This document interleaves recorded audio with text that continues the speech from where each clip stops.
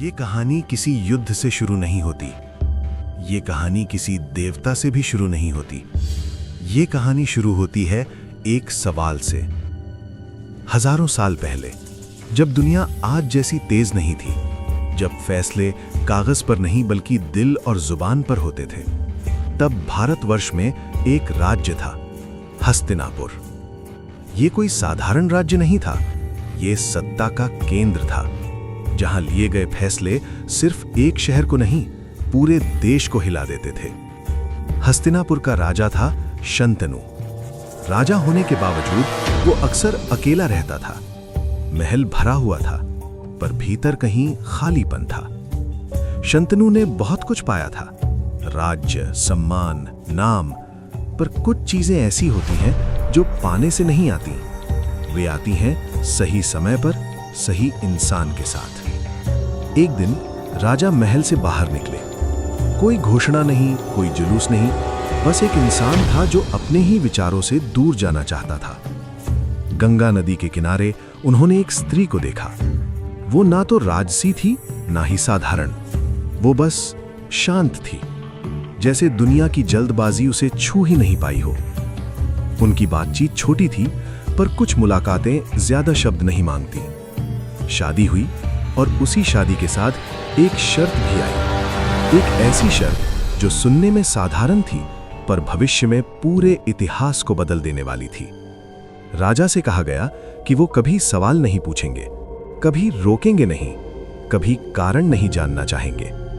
राजा ने मान लिया, क्योंकि इंसान अक्सर प्यार में जोखिम को नजरअंदाज कर देता है। समय बीता, बच्चे हुए, और हर बार वो बच्चा गंगा की गोद में चला गया। पहली बार राजा चुप रहा, दूसरी बार भी। हर बार दिल टूटता रहा, पर वादा भारी पड़ता रहा। ये कोई दैवीय दृश्य नहीं था, ये किसी पिता की सबसे बड़ी परीक्षा थी। जब 8वां बच्चा जन्मा तो राजा की चुप्पी टूट गई, और उसी पल जब सवाल पूछा गया, सच सामने आया। ये वही बच्चा था जो जीवित बचा, और यही बच्चा आगे चलकर भीष्म कहलाया। पर अभी कहानी वहीं खत्म नहीं होती। अभी तो कहानी ने सिर्फ सांस ली है, क्योंकि महाभारत कभी एक घटना की कहानी नहीं रही। ये कहानी है छोटे फैसलों की, लंबी चुनौतियों की, और उस वक्त की जब सही सवाल गलत समय पर पूछे गए। समय आगे बढ़ा। राजा शंतनु ने सच जान लिया था, पर सच जान लेना दर्द को कम नहीं करता। गंगा चली गई, बिना विदा के, बिना कोई उत्तर छोड़े।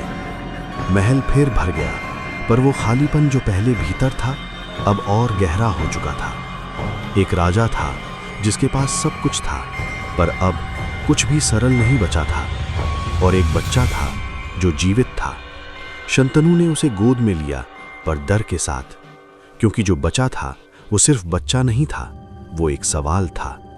एक ऐसा सवाल जिसका जवाब भविष्य में पूरे वंश को देना था।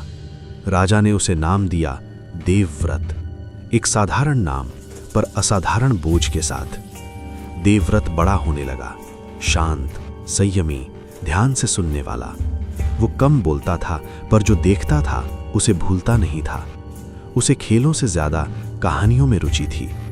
राजा ये देखता था और भीतर ही भीतर डरता भी था, क्योंकि उसने देखा था कि जो बच्चा इतनी पीड़ा के बाद बचा है, वो साधारण जीवन के लिए नहीं आया होता।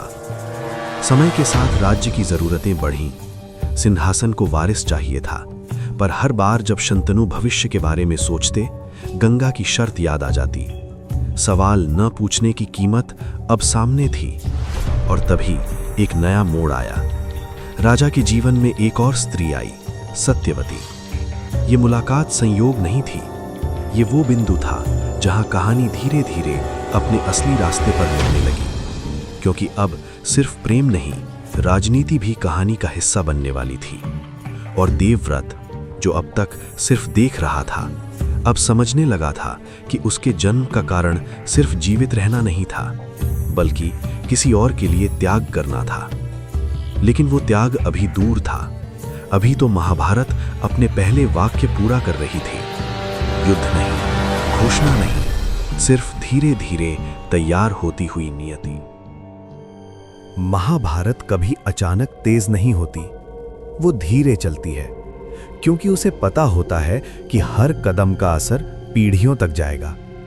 शंतनु और सत्यवती की मुलाकात के बाद राज्य में कोई घोषणा नहीं हुई। दरबार वैसा ही रहा, नियम वही रहे, पर संतुलन बदलने लगा। राजा फिर से हंसने लगे थे। लोगों ने इसे सुख का लौटना समझा, पर सुख और शांति में अंतर होता है, और ये अंतर कोई नहीं देख पा रहा था। सत्यवती साधारण थी, वो राजनीति नहीं जानती थी, पर राजनीति उन्हें जानने लगी थी। उन्हें पता था कि राजा का प्रेम सिर्फ निजी नहीं है, वो एक राज्य से जुड़ा है, एक वंश से जुड़ा है और भविष्य से जुड़ा है। इसी बीच देवव्रत बड़ा हो रहा था। वो दरबार में बैठता था, पर सत्ता की तरफ नहीं देखता था। वो युद्ध की बातें सुनता था, पर उत्साहित नहीं होता था। वो हर बातचीत में एक बात पकड़ लेता था। लोग भविष्य की बात कर रहे हैं, पर भविष्य में उसे कहीं जगह नहीं दे रहे। राजा के मन में एक द्वंद्व चल रहा था। एक तरफ राज्य को वारिस चाहिए था, दूसरी तरफ गंगा की शर्त आज भी जीवित थी। और इस द्वंद्व के बीच सत्यवती के पिता भी सोच रहे थे। वो राजा नहीं थे, पर उन्होंने सत्ता देखी थी, और वो जानते थे कि बिना शर्त इतिहास कभी आगे नहीं बढ़ता। उन्होंने साफ कहा, अगर सत्यवती रानी बनेगी तो उसका पुत्र राजा बनेगा। ये मांग नहीं थी, ये राजनीति थी। राजा शंतनु टूट गए, क्योंकि वो जानते थे कि अगर ये शर्त मानी तो देवव्रत का भविष्य खत्म हो जाएगा, और अगर न मानी तो सत्यवती खो जाएगी। राजा चुप रहे, और ये चुप्पी सबसे ज्यादा देवव्रत ने देखी। उसने पहली बार समझा कि उसका जीवन उसका नहीं है, कि वो सिर्फ पुत्र नहीं, एक बाधा भी है। और यहीं महाभारत ने अपना दूसरा वाक्य लिखा। त्याग अभी हुआ नहीं था, पर उसका बोझ कंधों पर आ चुका था, और देवव्रत अब सिर्फ देखने वाला नहीं रहा। वो समझने लगा था कि आने वाला समय उससे सवाल नहीं पूछेगा, और जब वो समय आएगा तो कोई और नहीं, वो खुद उसका उत्तर बनेगा। महल में सब कुछ चलता रहा, दरबार लगता रहा, लोग आते जाते रहे, लेकिन देवव्रत को अब हर चीज साफ दिखने लगी थी। उन्हें समझ में आ गया था कि बातें उनके सामने हो रही हैं, लेकिन उनके बारे में नहीं। राज्य के भविष्य की चर्चा होती थी, वारिस की बातें होती थी, पर उसमें उनका नाम जानबूझकर नहीं लिया जाता था। ये कोई भूल नहीं थी, ये तय किया हुआ था। राजा शंतनु भी ये समझते थे, पर कुछ कह नहीं पाते थे। कभी वो देवव्रत की तरफ देखते, फिर नजर हटा लेते। देवव्रत ये सब देख रहे थे और चुप थे, क्योंकि अब सवाल ये नहीं था कि क्या सही है, सवाल ये था कि अगर वो हट जाए तो सब कुछ आसान हो जाएगा या नहीं। और जवाब साफ था, हाँ, राज्य को वारिस मिल जाएगा, राजा को शांति मिल जाएगी, और कोई खुला टकराव नहीं होगा। देवव्रत को ये बात अच्छी नहीं लगी, पर वो झूठ भी नहीं थी। यही वो पल था जब उन्होंने मान लिया कि आने वाला समय उनसे पूछने नहीं आएगा, उसे सिर्फ उनका फैसला चाहिए होगा।